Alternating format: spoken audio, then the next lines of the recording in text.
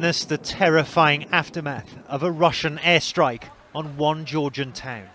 This is Gori in central Georgia, outside the main conflict zone, but now a target in Russia's expanding military campaign. Apartment blocks were left burned. In South Ossetia, the breakaway Georgian region where violence has flared, Russian troops, backed by tanks and armoured vehicles, are patrolling the streets. There's been some of the region's fiercest fighting here for more than a decade. Russia says as many as 2,000 people may have been killed, though that figure is impossible to verify. The actions of the Georgian leadership in South Ossetia are a crime, and for most, they're a crime against its own people, because a deadly blow has been delivered to the territorial integrity of Georgia, and that means a massive damage to its national identity. It's hard to imagine how, after all that happened, and after all that's still happening, they'll be able to convince South Ossetia to belong to Georgia. And Putin's words touch on one of Georgia's worst fears, that Russia could use this conflict to redraw the maps, to recognise breakaway South Ossetia as an independent state. For tiny, fragmented Georgia, it could be the beginning of the end for its reunification hopes. They moved into Gori, encircling the city with tanks and unloading troops at strategic areas inside the heart of Georgia.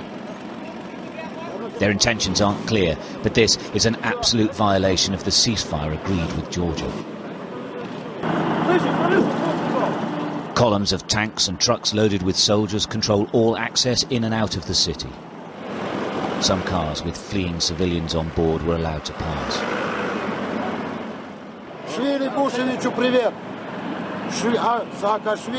The Russian commander wouldn't say what would happen next, but he told me they intend to teach the Georgian president a lesson.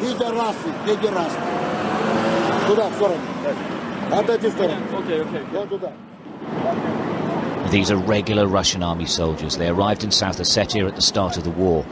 They told us they're going home. They just didn't know when. The greatest fear of the civilians still in Gori and its surrounding villages are the militia pushing in front of the tanks, looting and its claimed killing indiscriminately. A few hundred metres behind him, smoke was rising from what he said was a damaged home. The Russians are advancing without meeting any resistance. The Georgian forces have withdrawn to Tbilisi and disappeared. The Russians are now all-powerful here. The Georgians can do nothing.